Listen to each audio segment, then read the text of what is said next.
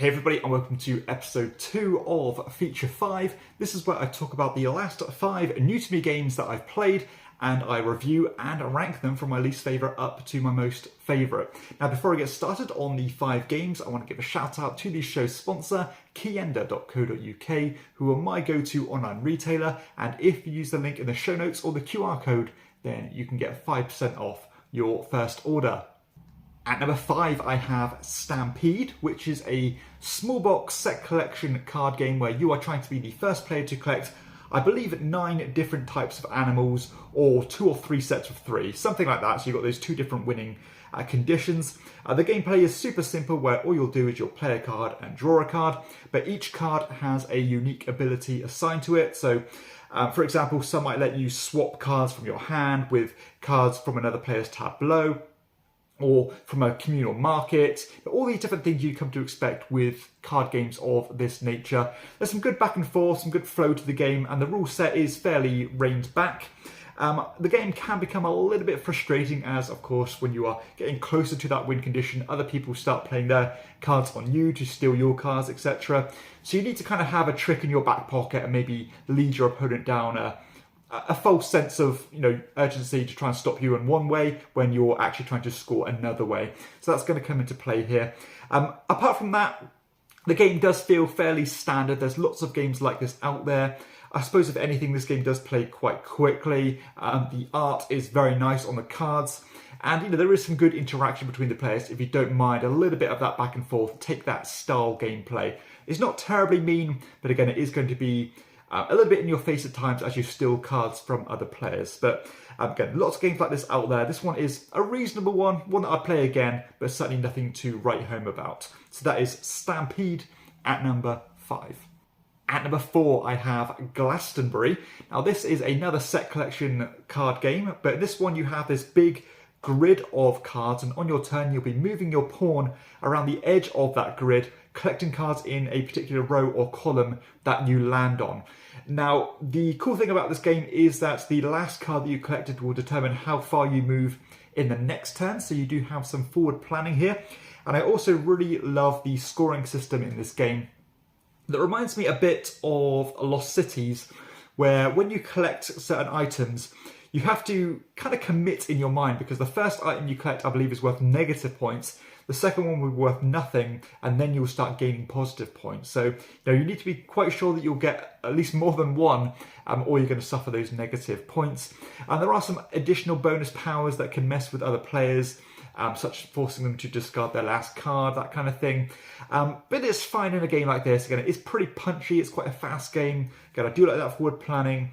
You get some additional points as well for collecting colours of your kind. So for example, if you're the yellow player, the yellow items are worth double, I believe.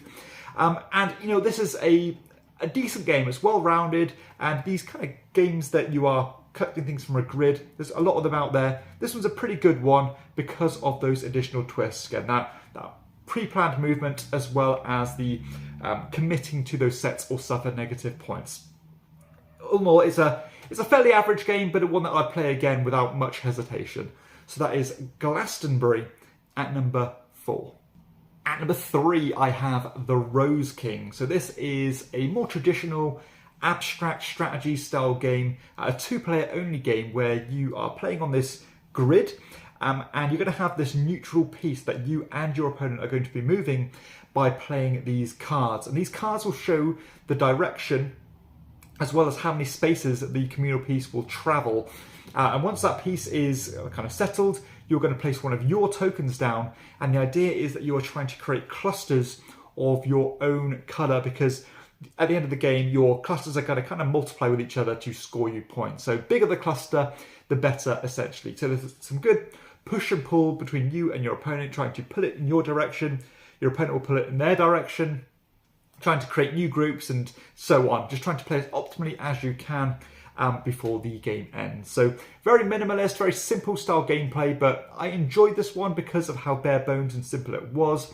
Fairly low stress for I wouldn't say a perfect information game, because although the cards are visible to you and your opponent, so you can see where they can move, you are always kind of drawing new cards into your hand to replenish your hand, and you're not going to know what you draw. So it's not like so advanced that you can look so many steps ahead. I do like the idea of managing that hand of cards though, because I think a lot of great abstract games seem to do this well, where sometimes you're rewarded by not doing anything and just by drawing cards. So do you want to fill your hand up and give yourself more options, or do you want to act now and leave yourself in a weak position next turn by not having any cards in your hand? I tend to really like that mechanism, and so many games have done it well, including the Rose King. So this one I liked a lot. I wouldn't say it's a great abstract game, but it's certainly a good one. So that is the Rose King at number 3. At number 2, I have Hygge. So this is a reprint of the Sashi game Before the Guests Arrive, with a kind of cutesy theme put on it with these kind of big bears and animals.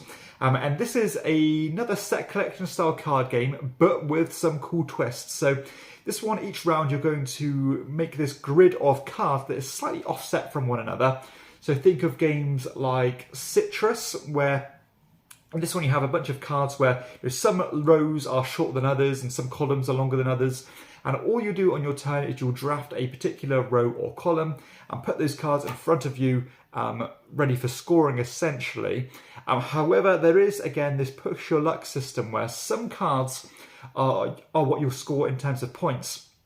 Some cards will allow you to actually secure those as points. So for example, you have these animals that will say this will allow you to bank, say, 2 types of yellow cards.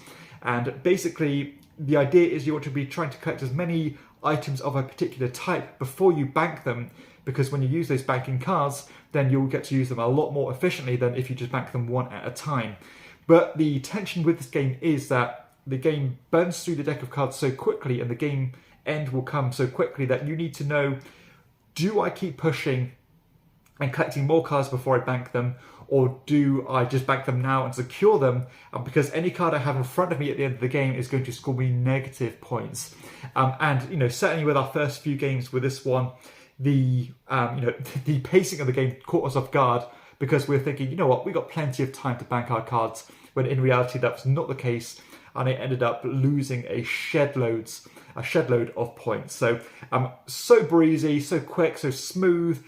As you'd expect with the Sashi game, it's so polished and it works and does what it does so well. So really nice 15-minute game, very charming, very chilled, but still has that tension. So that is Hygge, lovely card game. And finally, at number 1, I have Mind Up. Now this is another set collection card game that is a bit of a Frankenstein's monster, because it borrows things from some of my favourite games, including Six Nimmt, as well as Mandala. So in this one, you are trying to collect coloured sets of cards, and you're going to do that by a blind simultaneous bid essentially. So everyone is going to reveal a card at the same time, and whoever plays the lowest card will collect the lowest card in the scoring tableau, the highest card will get the highest, and so on. But the order in which you collect these cards is important, because each card is colour coded. Your first set is going to get assigned to this scoring card that will range in points. So for example, it could be worth 1 point or it could be worth 5 points. And every round that order is mixed up between 1 and 5. So what it can mean is that the first colour you collect could be worth 5 points each, meaning that you're going to try and collect all cards of that colour for the remainder of the game, but not trying to trickle into the next one, because that could only be worth a few points. So I like the way that you can line up your turns here by thinking, if I play this card now, I have this card in my hand, which will probably guarantee myself to collect that card next time, and that's the card that I want in terms of the colour that I want.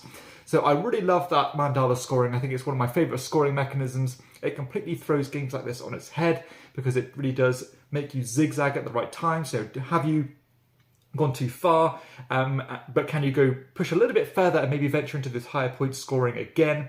Or do you want to completely tunnel vision yourself and go for those high scoring ones, which is probably not going to work out, but sometimes it might work out. All in all, this is such a cool game. I was really impressed with it, more so than I was anticipating actually, even though it is just borrowed mechanisms from different games. But again, that 6 Nimmt simultaneous selection with the Mandala scoring just comes together so well. And a lovely game that you can play in 20 minutes or so. You can even play fewer rounds than the game suggests, or even more if you wanted to. But all in all, exactly my style of card game. Love this one. definitely will stay in my collection and hold its own and rub shoulders with those great card games such as Six Nimped. So that is Mind Up. Again, if you like your small box card games, ones that feel classic, still have some good decisions but very easy to teach, then I would definitely recommend picking up a copy of Mind Up. So there we have it, that concludes the video. Hopefully you have enjoyed it. If you have, please be sure to hit like and subscribe to my channel and check out my other content too. But for everybody else, I'll see you next time on Chairman of the Board. Bye bye.